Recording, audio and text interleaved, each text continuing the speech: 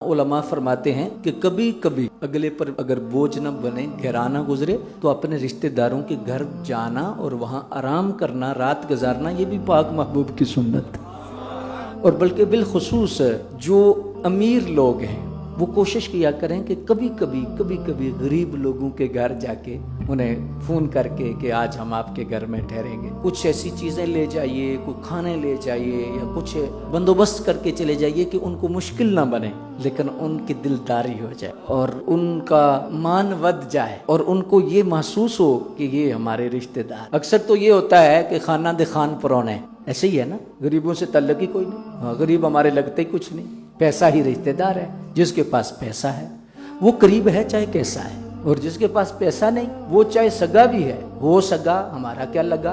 पैसे की वजह से बहुत धुंधलाहट आ चुकी है, बहुत सारे मामलात इस तरह। लेकिन अच्छे लोग भी मौजूद हैं, वाक़यात मौजूद हैं, ऐसी राहें आज भी मौजूद हैं। लेकिन कोशिश कीजिए कि कभी कभी अपने गरीब रिश्तेदारों को फ़ोन कर लिया करें, उनका हाल हवाल पूछ लिया करें, उनके घर चले जाया करें, उनकी खैर खैरियत के लिए उनके घर में वक़्त गुजार लिया करें। वल्लाह रसूलुल्लाह की निगाह हो।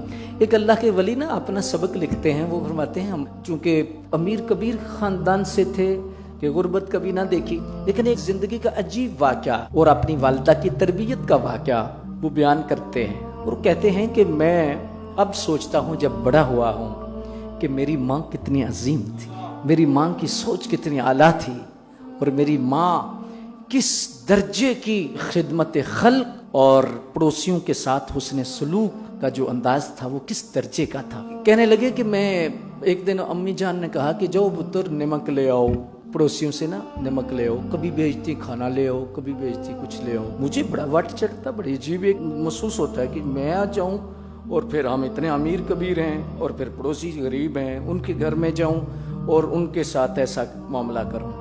खैर माँ थी, कहने लगे मैं औखा सौखा होके जाता, नमक कभी ले आता, कभी को सालन ले आता, कभी ऐसा हो जाता। एक दिन दरवाज़ा खटकाना तो दरवाज़ा उसी पड़ोसन ने खटकाया उनका, उन्होंने सालन मांगा, उन्होंने कोई चीज़ें मांगी, हमने दे दी। तो फरमाया मेरी माँ ने मुझे बिठाया और बिठा के फरमाया बेटा देखो मैं तुम्हें कभी भेजता हूँ नमक ले आओ, कभी कहती हूँ सालन ले आओ।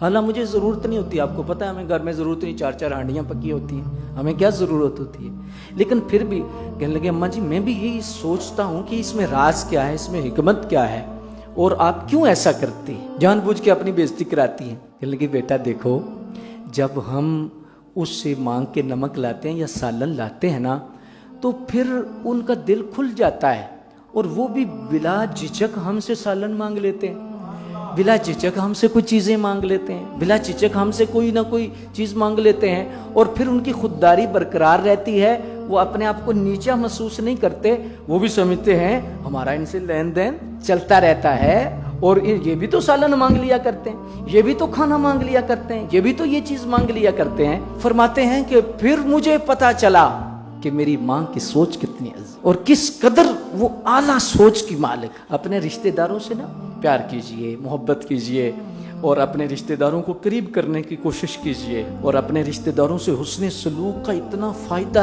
फ़ायदा है कि जो बंदा अपने रिश्तेदारों से हुस्न सलूक करता है ना, सही हदीसों में आता है उसे बहुत जल्दी हुजूर का कुर्ब मिल जाता है।